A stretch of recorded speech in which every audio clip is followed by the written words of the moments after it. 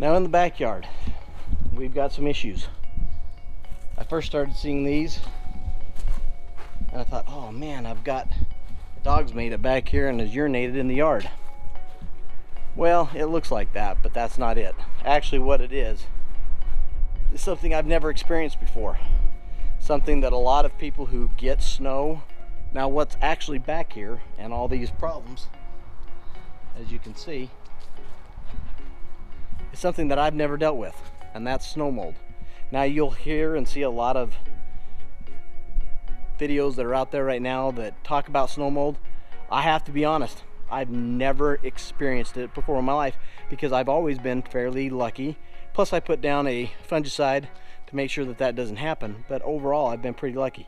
This year with the heavy snow that we've had, not so lucky. I've had a lot of big drifts that are in the backyard, and because of that I've had a lot of snow sitting in certain areas, and it has given me some snow mold throughout.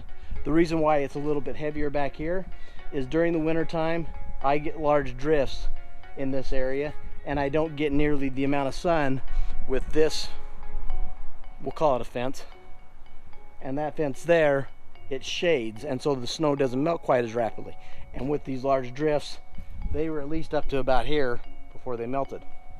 When that happens, even though I do mow my grass short, I didn't have the problems with the grass necessarily laying down. It just was too much snow for a long enough time there, because I usually mow it a 3/4 to an inch, and it laid it down and started to allow mold to grow under the laid over areas of grass, much like you see some of these leaves that are laid down.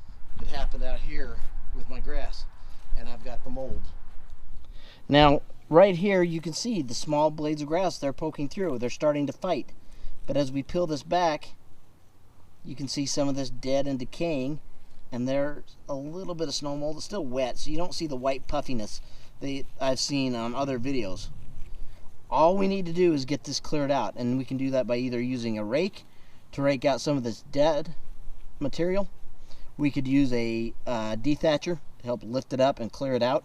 Now please remember, when this is laid over and some of this is dead, when a dethatcher or a scarifier or something along those lines comes through, or even if you're raking really hard, you will grab and pull this out, so there'll be some little bare spots. That's fine.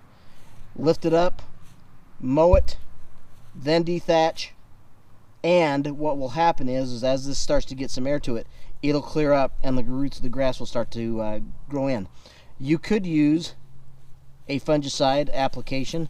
We're going to have to just lift this up, but let's do a comparison between this one that I've just lifted up here, and we're going to come back in a few days, versus this one here that I'm just going to leave the way it is, and let's see which one gets a little bit more cleared up a little faster. And that will show us a good example of how fast just a simple lifting up of the grass so it dries and airs out can really help to revive the snow mold problem. The next day. Okay, scratch that. Just keeps getting more and more snow. We've hit record all-time highs on our snowpack here in Utah. Love the moisture, love what it's going to be able to bring for this summer, but I'm ready for the grain. How about you? See ya when she melts.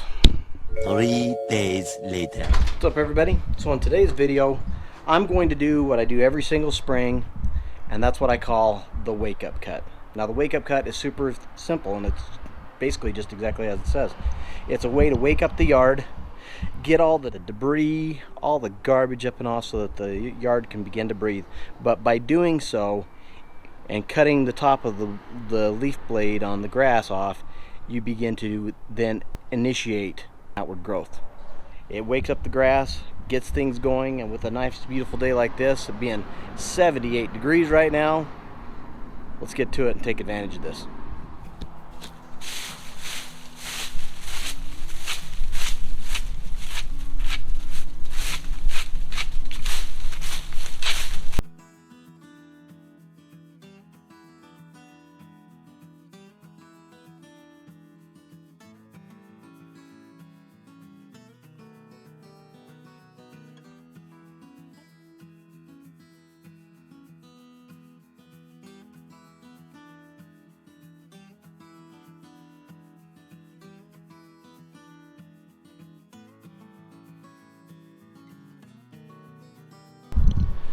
Now that the lawn has been given a good blow, now by getting some of these leaves cleared out, it's going to give it room to grow.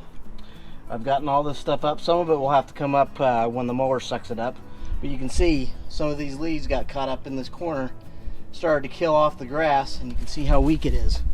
This is one of the reasons why I do the wake up cut. It gets all this dead debris cleared up so that way growth can start to begin. So give it a blow and then it grows. Push it in as deep as you can. Now I haven't started this up at all this year, so this is its first time starting since last season.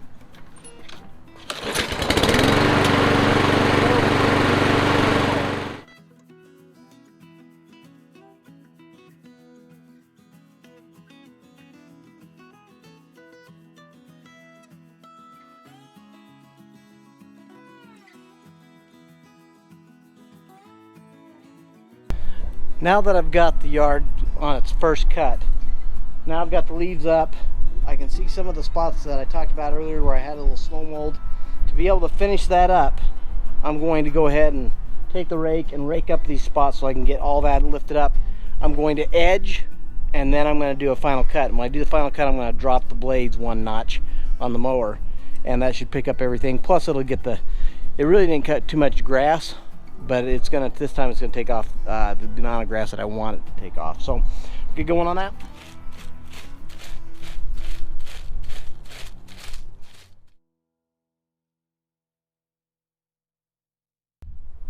Completely forgot to hit the record button on my trimming and edging, but if you've seen one person trim, one person edge, you've seen them all. So let's check to see how much I got on that first pass. I forgot to check that. Whew.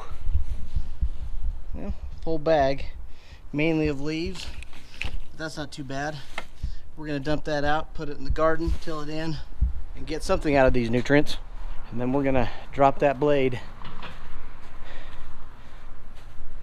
We're gonna get quite a bit more up on this next cut, but that was intended.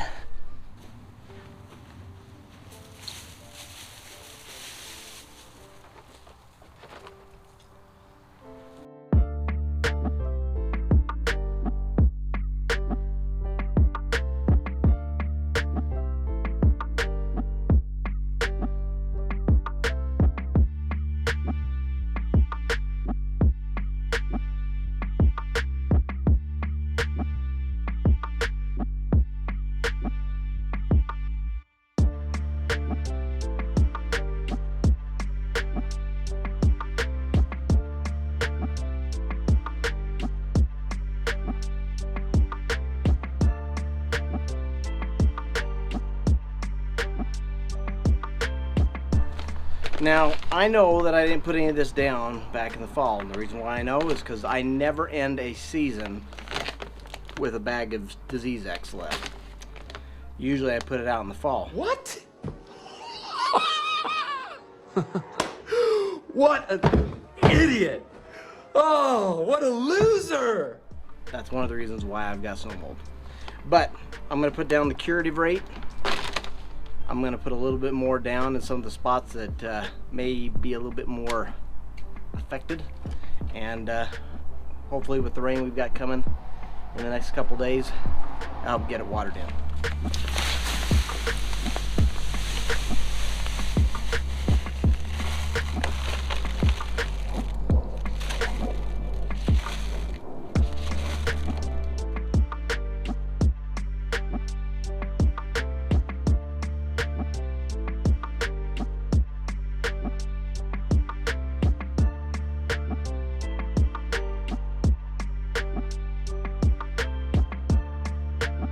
One week later. Okay, we are 1 week from having applied the disease X, and this is how we're looking.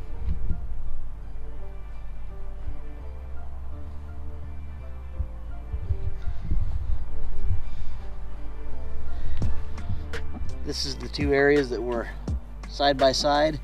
This is the one I raked up, this is the one I left. You can see how much more of this one's cleared up.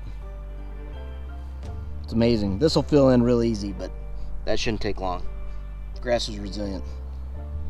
I'll tell you one thing, I'm not gonna forget that application again, that's for sure. Son of a You done messed up, Aaron! Now take. Hey everybody, just wanted to do a quick reminder about our 2022 subscriber giveaway. We are giving away 2 dethatchers that have been featured in some of my previous comparison videos. At the 2,500 subscriber mark, we're going to give away the Lawn Master Dethatcher Scarifier, and at the 3,000 subscriber mark, we're going to give away the AJ801E Dethatcher Scarifier as well. To be eligible, all you need to do is be a subscriber, go in and like the video for the comparison of the Works Dethatcher, the Sunjoe 805E, and the Lawn Master Dethatcher Scarifier. Please leave a comment down below, share it with your friends, and when we get those 2 subscriber marks, we'll announce the giveaway winner. I'm really excited to be able to give back to the community for all the likes, the shares, the subscribes, and all the love that has been given to the channel this year. Thank you so much for watching, and we'll see you in the next one.